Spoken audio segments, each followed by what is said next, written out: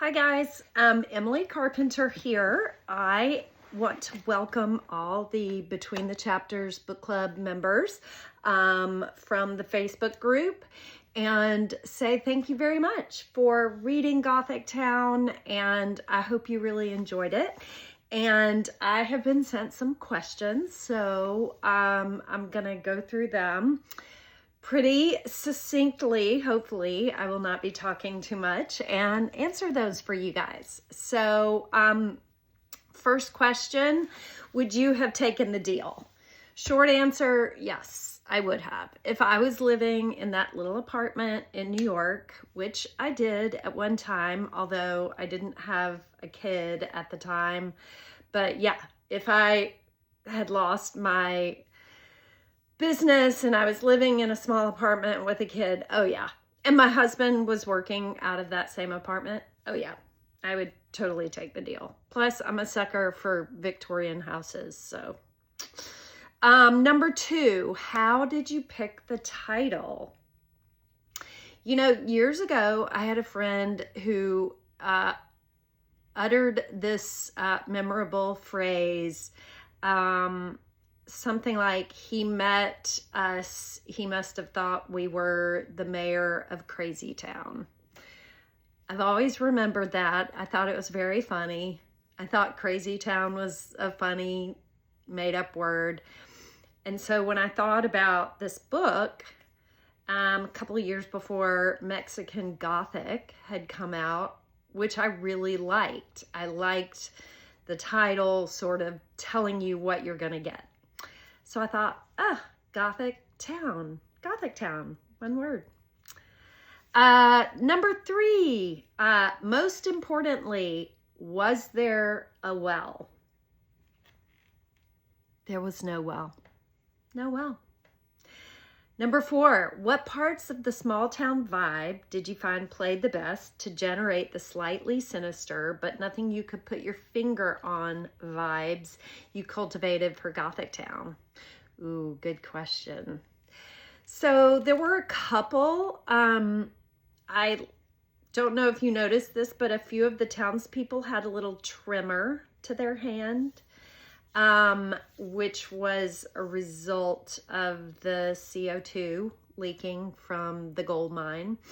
Also, that kind of white powdery dust that like Billy couldn't clean up in her house, which was also kind of just residue from the mine beneath the house. But also, I think really for me, the main part of achieving that sinister feeling was the charms, the necklaces and the bracelets that everybody wore, and how they would pray the prayer before the meals and kiss the charm afterwards. I felt like that was pretty spooky and kind of odd. And just the overall sunny friendliness juxtaposed with these strange things that were happening. I think the contrast in those two things, like the beauty of the town and how picturesque it was, kind of idyllic looking, contrasted really well with those spooky elements. Number 5, how did you come up with the idea for the plot? I read an article in New York Magazine about a town in Italy that was on the verge of basically dying unless they got new residents. And so they were trying to get people to move there and offering these crumbling Italian villas for €1. But you had to commit to like 25 to 30,000 in like restoration costs, and you had to commit at least a decade to live there. And I thought, oh, there is something spooky going on in that town. And I thought, oh, that would make a great book if a couple moved to an Italian town in a villa and all. And I thought, oh, okay, I could make this a Southern story. This could be a town in Georgia or Alabama, which are the two states I always write about. So yeah, that's where the idea came from.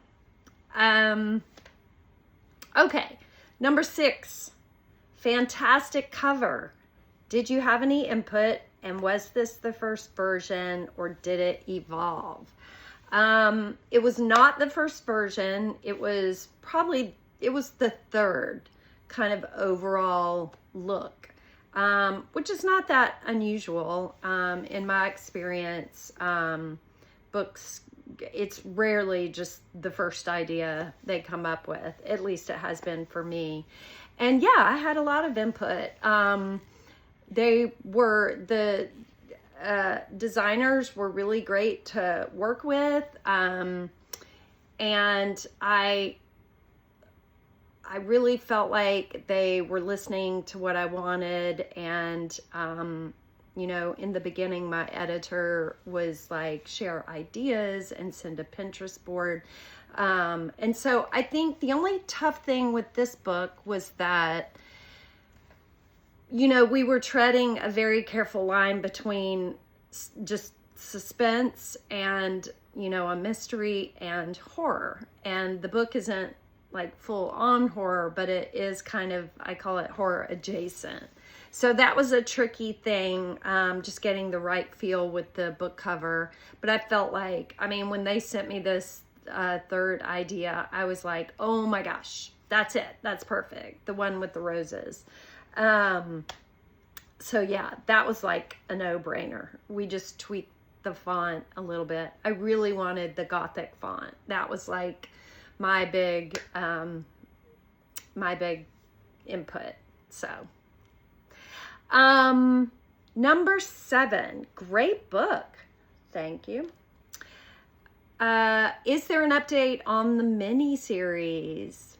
Yeah, I'll tell you what I know. We're in development. It's been optioned by AMC and a production company called Made with Love Media.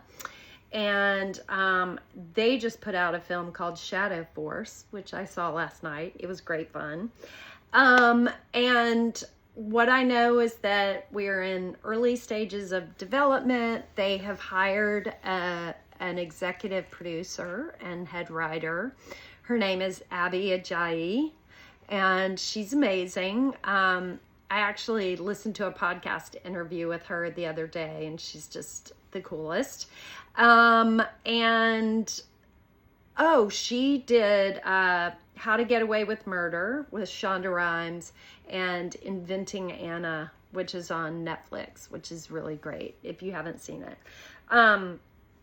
Anyway, I think they're working on sort of broad outlines and stuff like that, but that's all I know. So hopefully we'll have an update soon on social media. What is your favorite scene or line in the book? Okay, well, I have a couple of scenes. I'm going to tell you both because I have a favorite scene and a favorite line.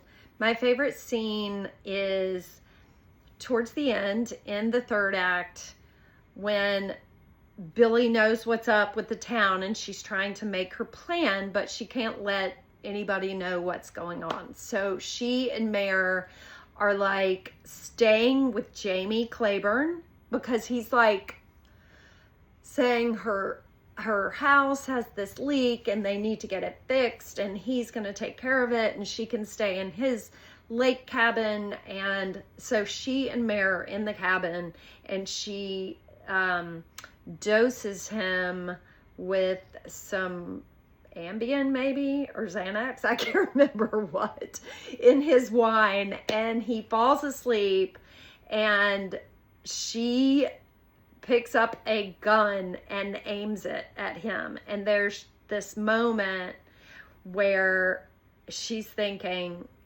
I could just kill this man who probably killed my husband. And she's so full of like rage and fear, and she is just right on the edge of becoming a killer herself. and then she doesn't. And I feel like that's the kind of the moment where Billy is like, you know, I'm not gonna be like these people. I'm going to be better. I am going to turn the tables on them and outsmart them, and I can do this. So I love that. I just felt like that was really a cool moment for Billy. Also, my favorite line is when she is down in the mine, hiding from the old guard, and she falls asleep because of the CO2. And is that carbon monoxide or dioxide? I'm not sure. You can tell I'm not a chemist. Anyway, she falls asleep because of the carbon monoxide gas. She has this dream, and she sees her mother in the dream, and her mother's telling her to jump off the cliff with the rest of the women and children to escape the bad guys. And Billy says, I can't do it. I'm a failure. And Billy's mother says, no, you're a goddamn catawampus. Sorry for the vulgar language, but that's Billy's mom. She talks that way. And that's my favorite line. All right. What are you currently reading? That would be The Expat Affair by Kimberly Bell, which is coming out sometime in June. I should know this date, but it's really good. So you guys look for it. It's gonna be great. And finally, what is your writing process? So I do this really weird thing where I have to write a handwrite sort of this outline, but it's more of a diagram of 3 acts. And I just, on a notebook, piece of notebook paper or legal pad, I draw a line, divide it into 3 for 3 acts, and I figure out what my turning points are and my midpoint, my beginning and my ending, if I have some like big cinematic kind of interesting scenes that maybe nobody's seen in a book before. And that's kind of how I decide if I've got not just an idea, but a whole book. So then once I hand write all this and I'm satisfied with like names and setting and like the whole thing, and I have enough of it built up in my head, that's when I get on the laptop and I start writing. And when I'm drafting a first draft, I write just about every day, and I try to hit 2,000 words a day. I do a word count just because the momentum of that really helps me just keep going. And I feel like if I stop for any reason and sort of hesitate, then I might lose the magic of that momentum. So, and then once I finish, I like crash and sleep. And I don't read it for like a week or so. And I just think about something else, and then I go back to it and start the painful editing process. And I do a lot of edits because when you write that fast, you don't write clean. So yeah, I throw the kitchen sink in the book at that point. So that's it, you guys. That's all your questions. I am so grateful to everyone who read the book, and I hope you all enjoyed it. If you want to review it, please do.